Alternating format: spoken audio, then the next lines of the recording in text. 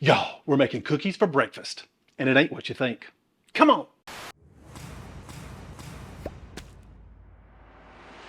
All right, guys, welcome back to the channel. Today we're going to tackle a couple of recipes, and these are both from the same creator, which is a little unusual for me here on this channel, but I was looking around the internet for something to do, some quick, easy breakfast ideas that are kind of like take and bake or take and go, breakfast on the go ideas, and I came across a creator called hungryhappens.net. I'll leave some links here on the screen and in the video description below, and it's a big creator. I've never tried anything from her before, so what caught my eye was easy sun-dried tomato and spinach egg biscuits. These things look delicious, so make them ahead and take them on the go. Poking around her website, I got a little more excited by a recipe that really caught my eye, and that's for sausage, egg, and cheese breakfast cookies. What? Cookies for breakfast, all right? Obviously, these are cookies with some air quotes there, but sausage, egg, and cheese breakfast cookies, hello, got my full attention. So we're gonna try both of these today. Again, this is from the website hungryhappens.net. Please check her out. I'll put the link in the video description below. We're gonna start with this, what I found second, because it was the most interesting to me. We're gonna start with the sausage, egg, and cheese breakfast cookies, and then we're also gonna try the easy sun-dried tomato and spinach egg biscuit. So, all right, let's get started on this first recipe. All right, so let's get started on this first recipe. I bet if you're like me, you saw my thumbnail or you saw the video title and you're like, breakfast cookies. Okay, that sounds pretty good. You're thinking sweet. I was thinking that too until I saw sausage, egg, and cheese breakfast cookies. So we're gonna do this. It's from hungryhappens.net. So we're gonna start with some breakfast sausage. I've got a few ounces of breakfast sausage here. If you wanna know exactly how much, I'm gonna ask you to please go to her website. It's in the video description below. You know, if you're here for any length of time, I don't give exact measurements. These aren't my recipes. I'm here to test them. So the people that did do the hard work, they deserve the traffic. You'll see the links right here. It's just a click away. You can print it out and do what you want to do. So I've got the breakfast sausage. These were links. That's what she called for. I've taken them out of their casings. I don't have any fat in the pan because this is going to hopefully release a fair amount of fat. So we're going to break this up as we brown this. And to this, while they're browning, we're going to add in a little bit of bell pepper and onion. She said green bell pepper, and I like red bell pepper, so that's what I'm using. And a little bit of onion. And yes, onions have carbs, you're right. But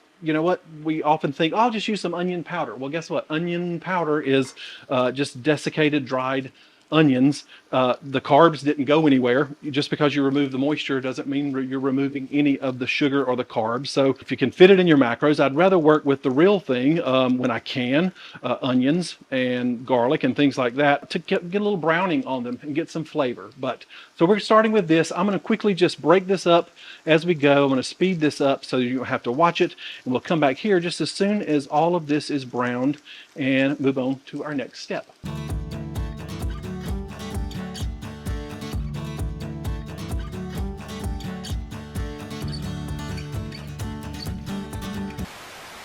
Okay, so we are back, and our sausage and peppers and onions are all browned and ready to go. She said to put that on a paper towel lined plate so that I can drain a little bit. Not a lot of fat came out. So anyway, we're going to turn our attention to the batter for the cookies, and this starts with almond flour. So we're going to use not too much almond flour here, but as you know, I always say sift it, y'all. Sift your almond flour, because I keep mine in the freezer, and as you can see, you're going to have all these little lumps and bumps if you don't try to get them out of there.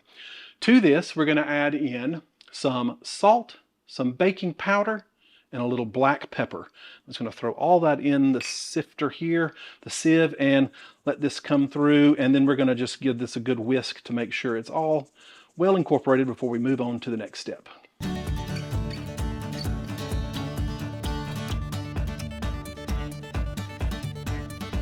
Okay, so our dry ingredients are all incorporated, whisked together, and to this we're going to add in some eggs and some cheese. Now she said to use 3 whole eggs, and we're just going to give them a light, beat them lightly first, just try to give them a head start before they all go in the pool. And then to this we're going to add in some cheddar cheese. And the magic part of this recipe truly is that you can substitute anything. If you read her reviews there, a lot of people have talked about how many substitutions they've made. Like instead of sausage, they've used bacon. Instead of what's that? Cheddar cheese. They've used feta cheese. This is sort of just super easy to convert into whatever you kind of want to make it out to be. So I'm going to just make sure this is all incorporated. She calls for you to divide the cheese. It's a cup of cheese, but we're only going to use 3/4 of that here in the batter, and the rest is going to go on the top. Now, some people did say that their mixture came out a little bit dry. Their batter, their cookie batter. Some people said it tasted fine. It was just thought it was a little bit dry. Her solution was to maybe just add a little more cheese. Cheese seems to fix a lot of things. So we're going to add in our peppers and onions, and this cracks me up because calling it a cookie, you know, these are, I guess they're like our chocolate chips. If we were making a sweet version of this, you could maybe call those our sausage chips. I don't know. So we're going to fold this into the batter here. And then I've got the oven preheated to 375 degrees. And this is going to cook for about 10 to 12 minutes. And we're going to try to get 16 of these cookies out of here. Just make sure you've got everything mixed well together. All right, so hold on. Got our reserved cheese over here just sort of waiting on us. And from here, I'm going to just scoop out with a cookie scoop, melon ball, or whatever you want to use. I'm going to try to get 16 out of here just to be as exacting as possible. And so I'm going to speed this up, and I'll meet you right back here before these go in the oven.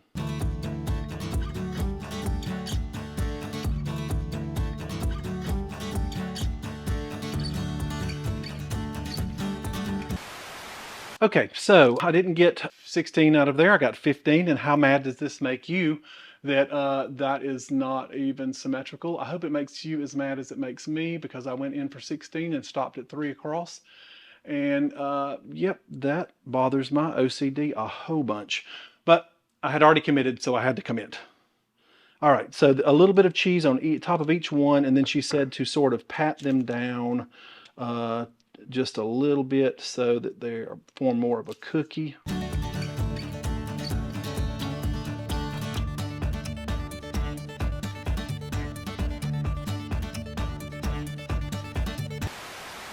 All right, so these are ready to go in the oven, and they're going to go in for about 10 to 12 minutes at 375 degrees. The oven's already preheated and ready to go. Hopefully they don't meld too much over here together, because I did them so cattywampus, but hey, that's what we're doing. All right, so our breakfast cookies are about to come out of the oven, and as soon as they do, they're going to be an easy and convenient way to take a nutritional breakfast on the go. And in light of that, I'd like to share with you today's sponsor, which is Grunes, also something that is convenient and easy to take on the go, and something that I've been taking for a while. So I was excited to try these because they recently came out with their raspberry lemonade flavor, and it's sugar-free. So for those of us that are low carb or keto or just watching our sugar, this is a great option in this limited edition flavor. Now, this is a comprehensive and complete nutritional formula that is packed into 8 little gummies. Comes in their own little daily snack pack that you can take on the go. Now, it's not a multivitamin gummy, it's not a greens gummy, it's not a prebiotic gummy. It is in fact all of those things and a whole lot more for a fraction of the price.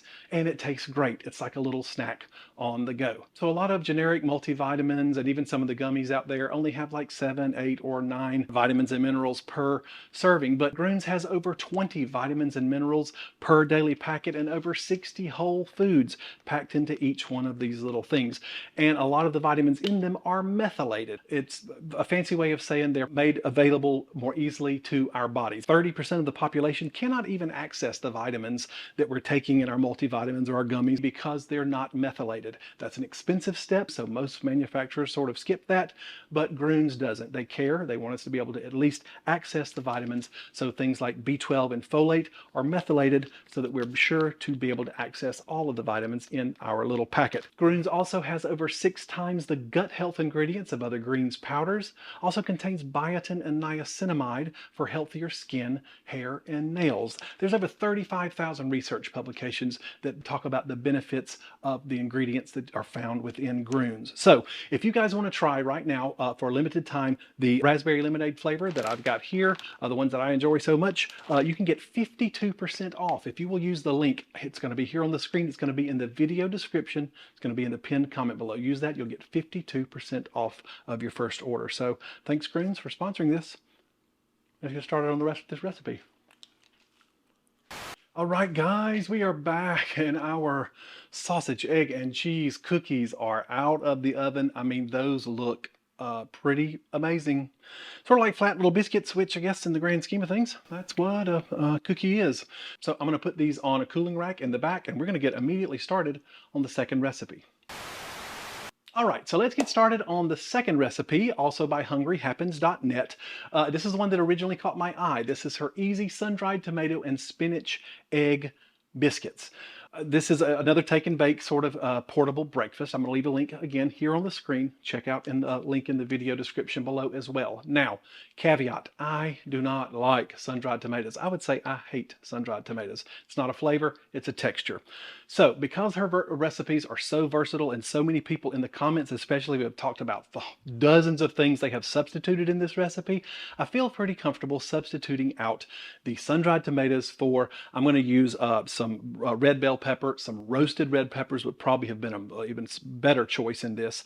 But so I'm just giving you the caveat now. So we're going to start with heating up a little pan over some medium heat, and we're going to put a couple of tablespoons of oil, and we just need to wilt our spinach and the peppers and onions. Now, if you're just making this with the sun-dried tomatoes, you're not going to saute them now, but because I want my peppers, my red bell peppers, to sort of have a little bit of softness to them and not be so crunchy, I'm going to put them in with these onions. And so we're going to saute these for a couple of minutes just to kind of get them soft, and then we're going to add in our baby spinach. This is baby spinach now. That's some big old babies. So it was sold as baby spinach, I promise you.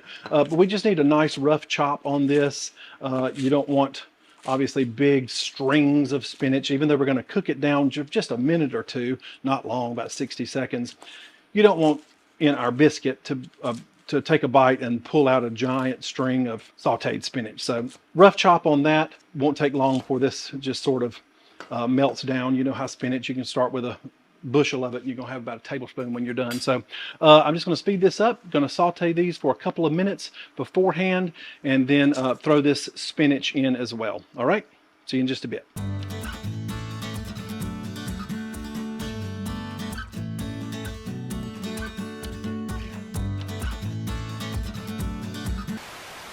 All right, so let's get started on the batter for this. Our wilted spinach is sort of waiting in the wings.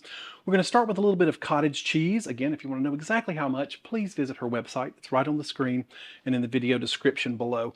She also said if you don't like cottage cheese, you don't have cottage cheese, you can substitute Greek yogurt, equal amounts, or even sour cream. So a lot of options for those of you that are not fans of the cottage cheese. We're going to put in 6 eggs. We're going to beat them lightly. We're going to get all these liquid ingredients sort of incorporated before we add in the dry ingredients, following her directions. Get out of the way. To this, we're going to add in, this is our reserved spinach and peppers, and this is where your sun-dried tomatoes would go in as well. You wouldn't have sauteed them.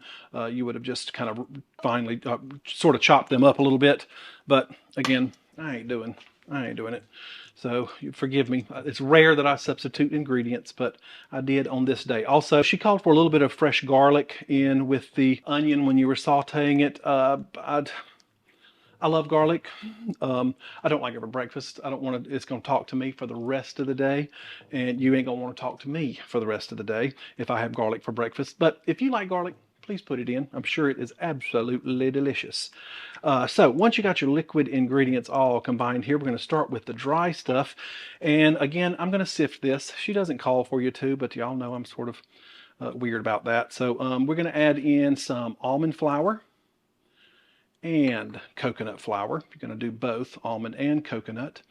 And then also we're going to add in the regular stuff here, salt, pepper, and a little bit of baking powder.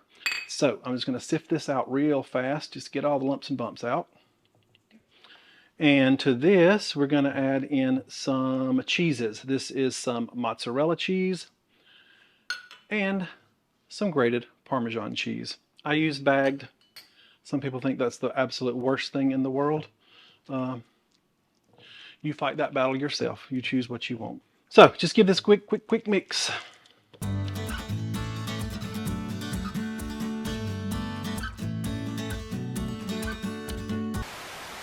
Okay, so we're ready to get these into our biscuit shapes. I've got a parchment lined baking sheet. The oven is already on 375 because that's what we baked our last one at.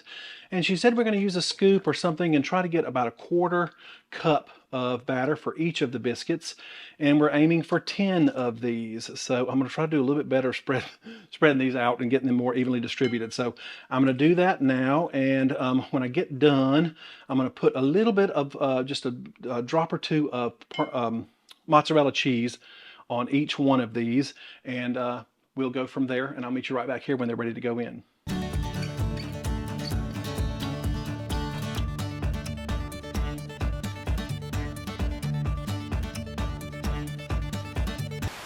Okay, so these are ready to go. She said to tap them down just a little bit with a little more of the mozzarella cheese than was in the recipe. So this is going in for 375 for 22, how long? 22 to 25 minutes, or until golden brown on top. So I'm going to do that. I'm going to get cleaned up.